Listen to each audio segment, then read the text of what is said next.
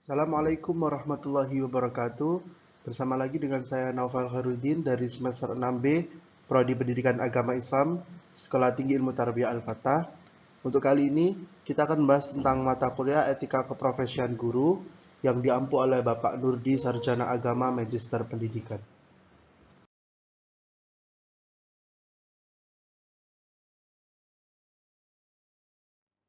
Baik, kita akan membahas tentang kompetensi guru PAI dan implementasi kompetensi.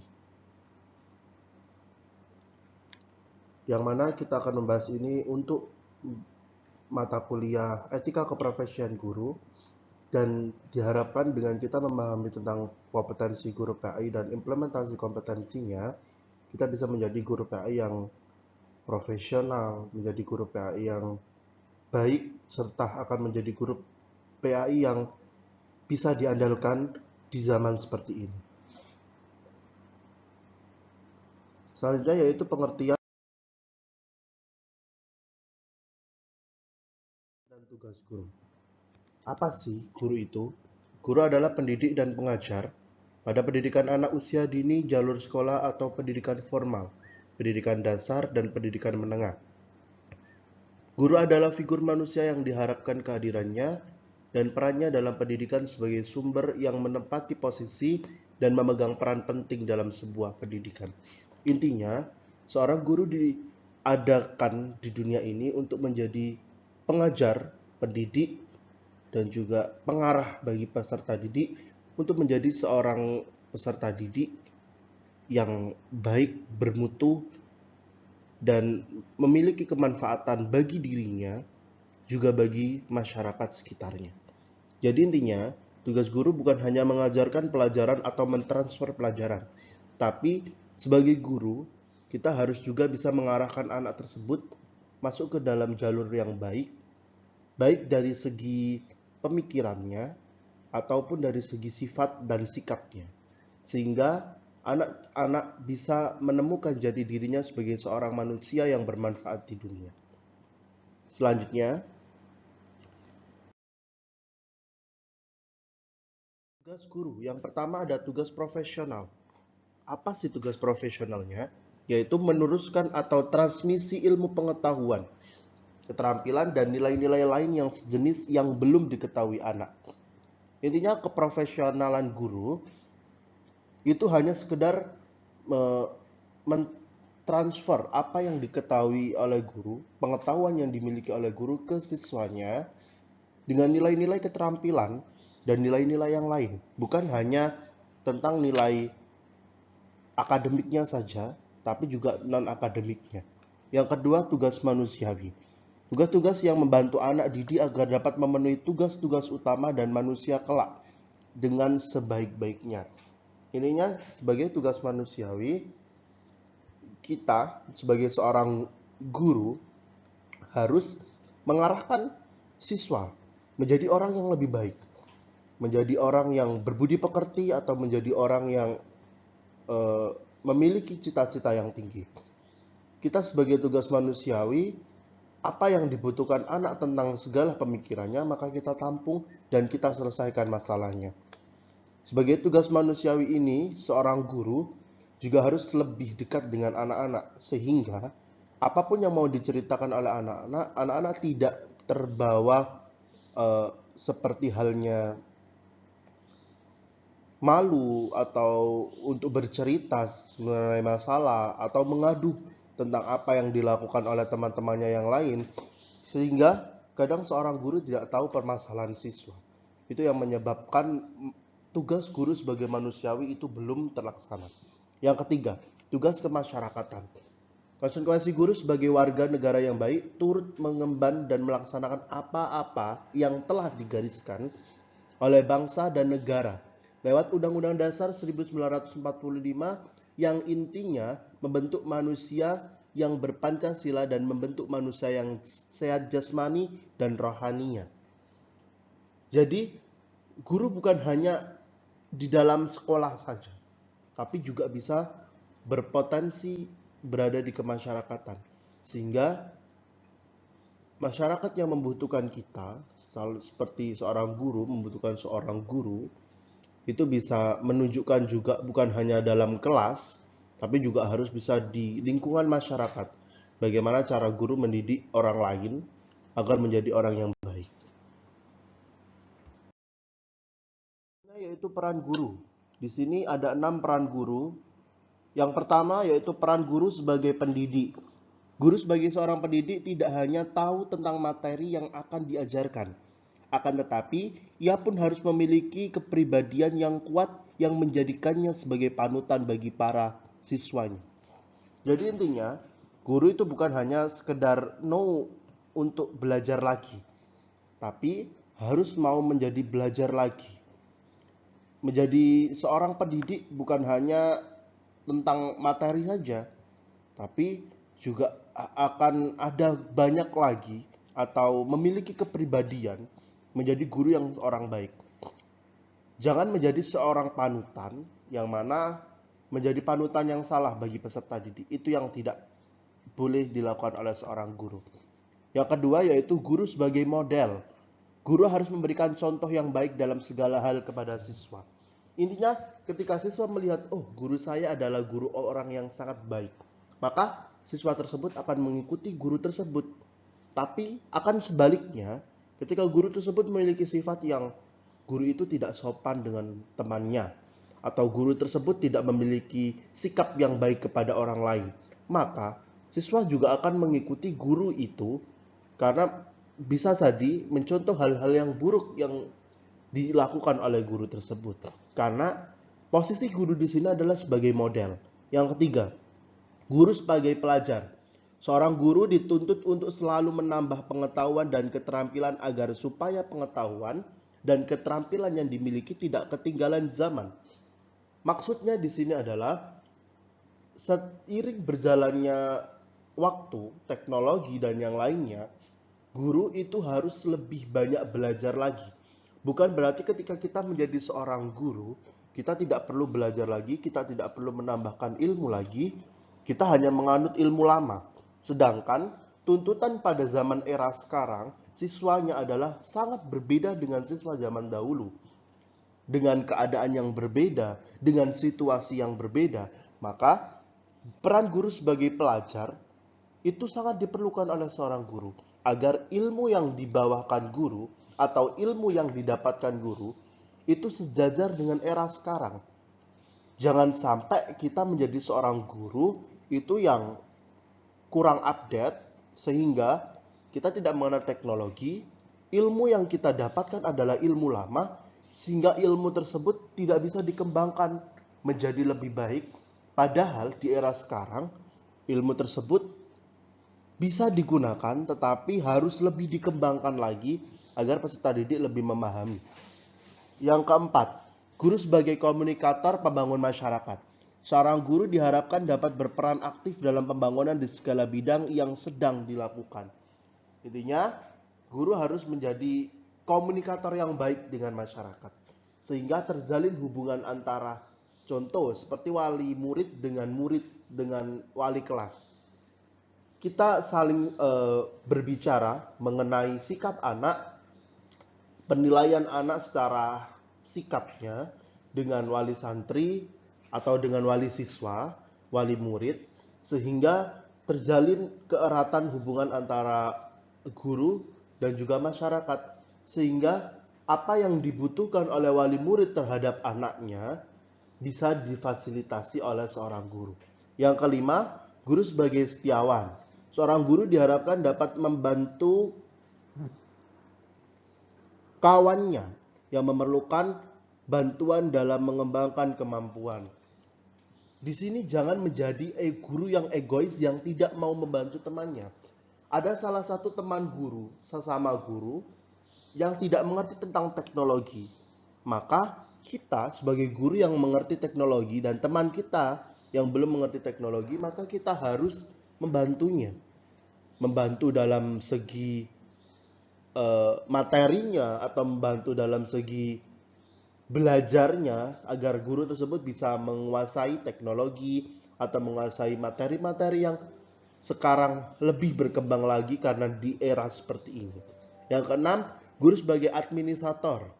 Guru dituntut bekerja secara administrator teratur.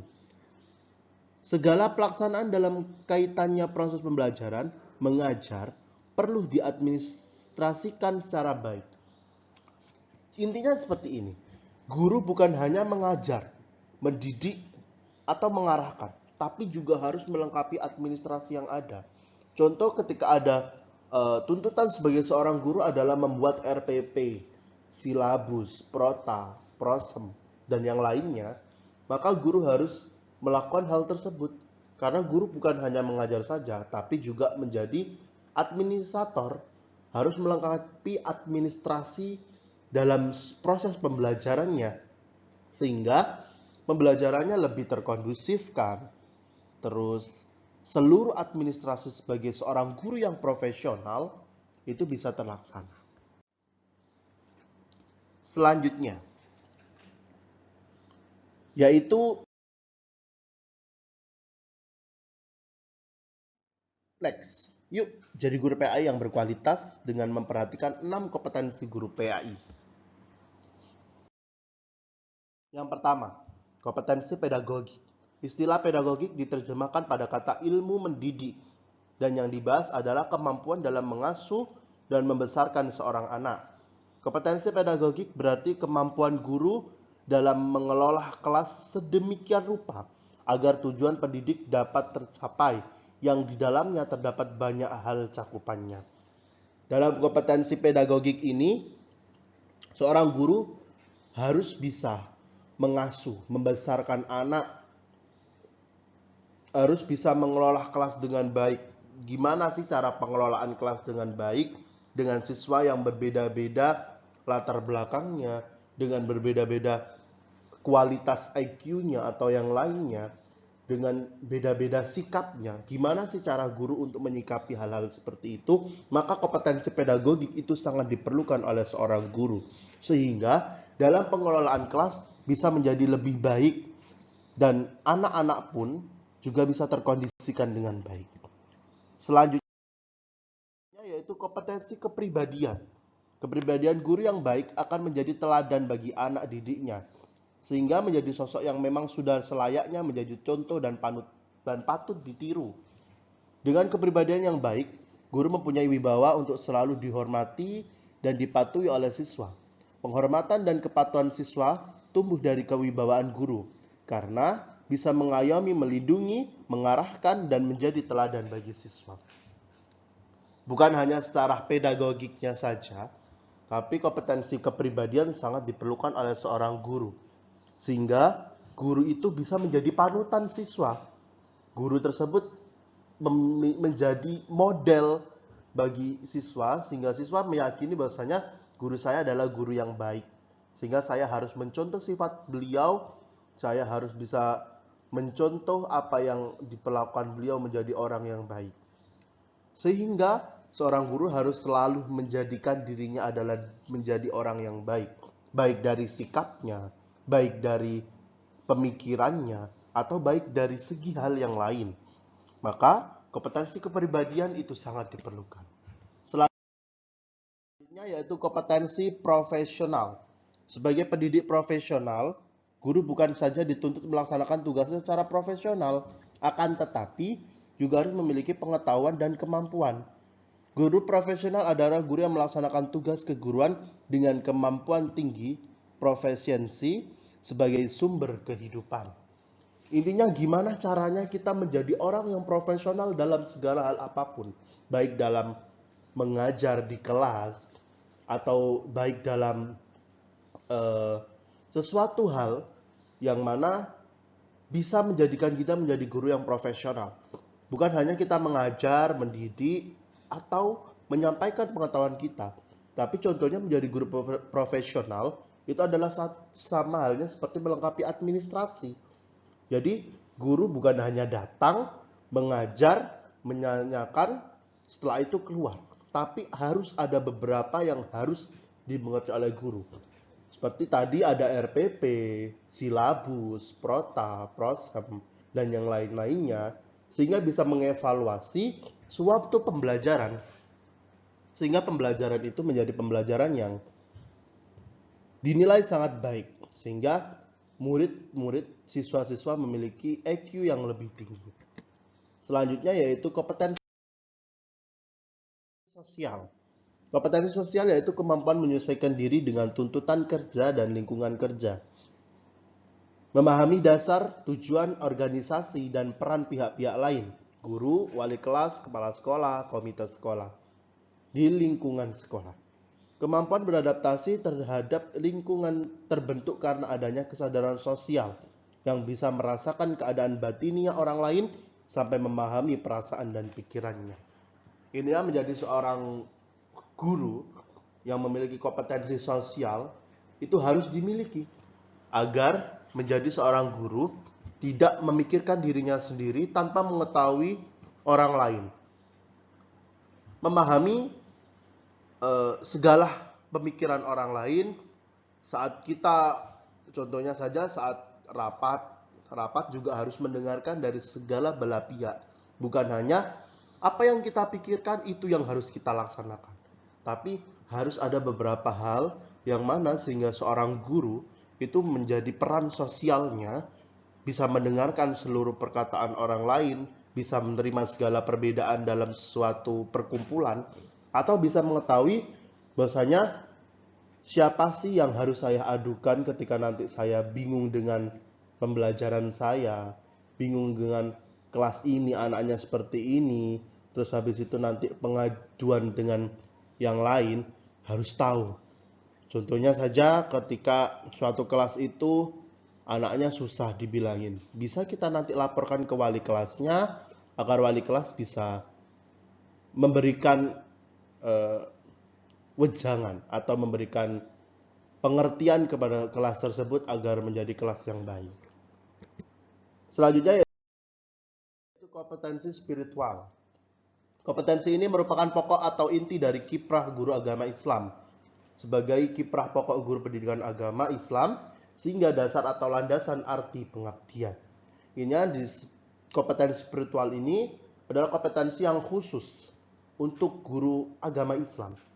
Karena dalam kompetensi spiritual ini bisa menjadikan guru tersebut bahwasanya saya adalah pengabdi, sehingga saya tidak melanggar tanggung jawab saya sebagai seorang guru.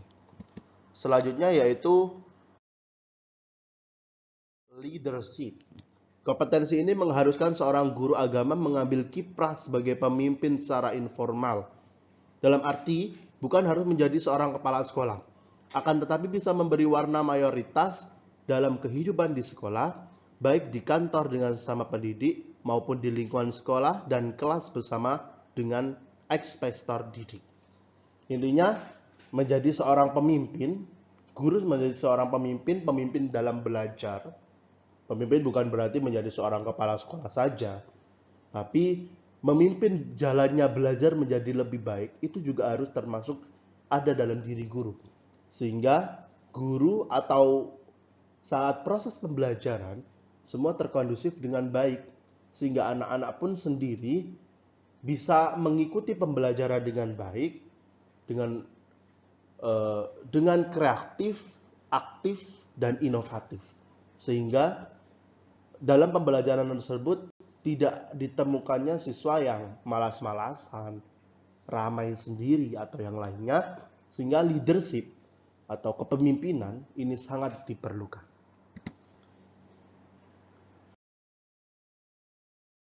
Implikasi kompetensi guru. Kunci keberhasilan tergantung pada diri guru dan siswa dalam mengembangkan kemampuan berupa keterampilan-keterampilan yang tepat untuk menguasai kekuatan, kecepatan, kompleksitas, dan ketidakpastian yang saling berhubungan satu sama lain. Guru menghargai dan memperhatikan perbedaan dan kebutuhan anak didiknya masing-masing.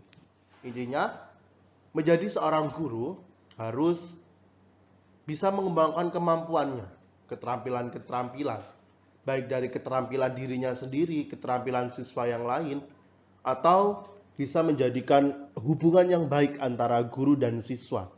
Jangan sampai kita menjadi seorang guru yang dibenci oleh siswa, sehingga kita sendiri saat mengajar tidak akan diperhatikan oleh siswa.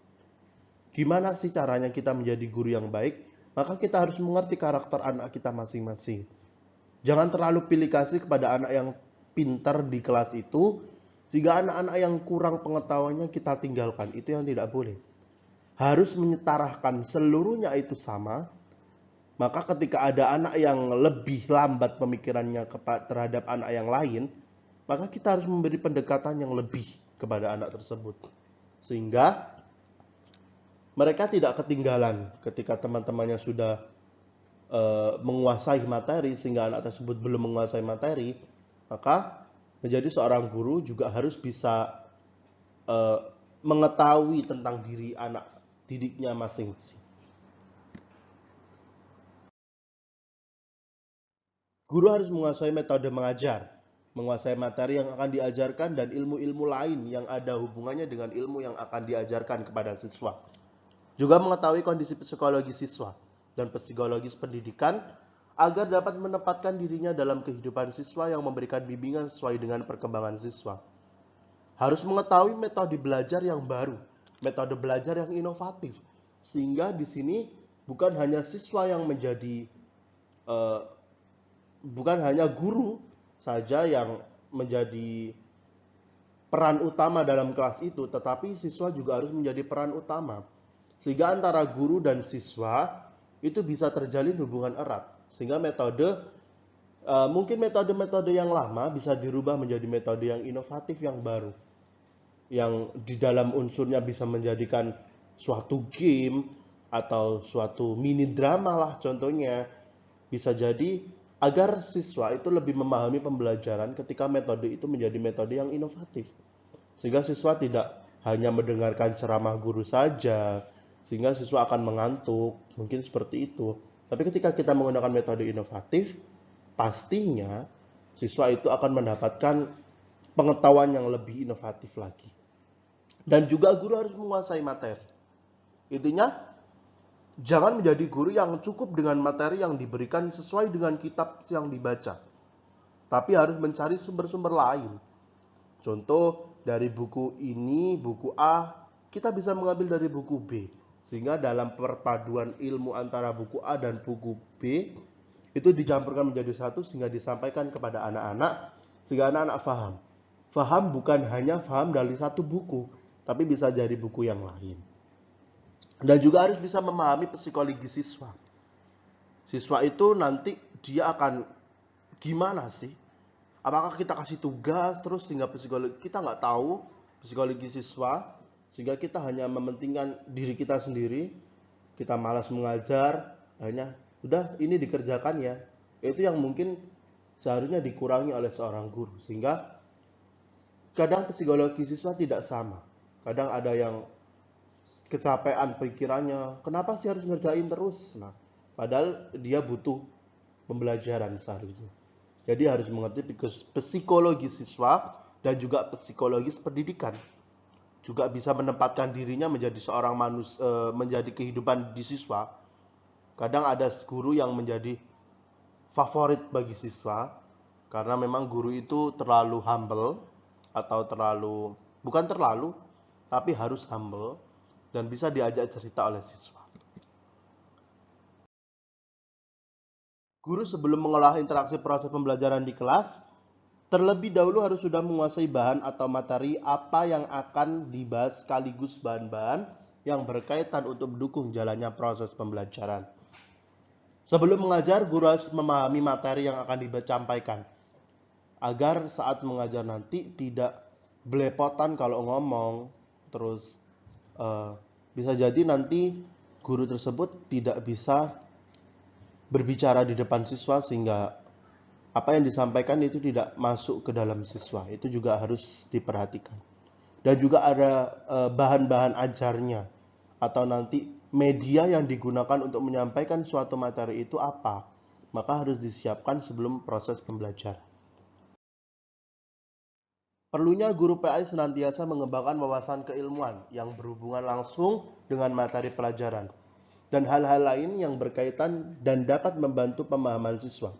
Kompetensi yang perlu dimiliki Di antara yaitu guru memperhatikan seni mengajar dan mendidik. Guru tidak cukup hanya memiliki pengetahuan yang diajarkan, tetapi juga harus memiliki pengetahuan tentang psikologi anak, mengetahui tingkat kesiapan belajar mereka dan bakat intelektualnya.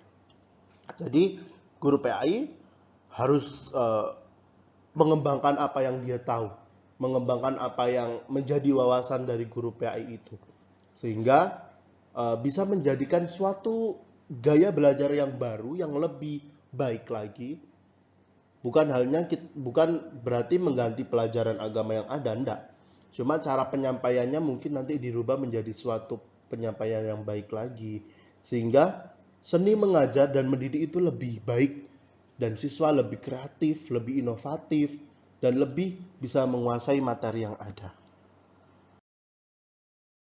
Yang penting bukan setiap anak harus diajari, tetapi setiap anak harus diberi keinginan untuk belajar. Ini menurut John Lubbock. Dan bagi dunia, kamu mungkin hanya seorang guru, tapi bagi muridmu, kamu adalah pahlawan yang berjasa baginya. Karena apa? Karena seorang guru adanya itu membuat siswa menjadi lebih baik. Siswa yang dulunya nggak mengerti tentang apa-apa, terus ada guru, maka siswa itu mengerti suatu ilmu pengetahuan baru. Jadi intinya, bagi dunia kamu hanya seorang guru, tapi bagi muridmu, kamu adalah orang yang paling berjasa bagi dia, karena yang sudah mengajarkan dari ketidaktahuan menjadi tahu. Sekian apa yang bisa saya sampaikan.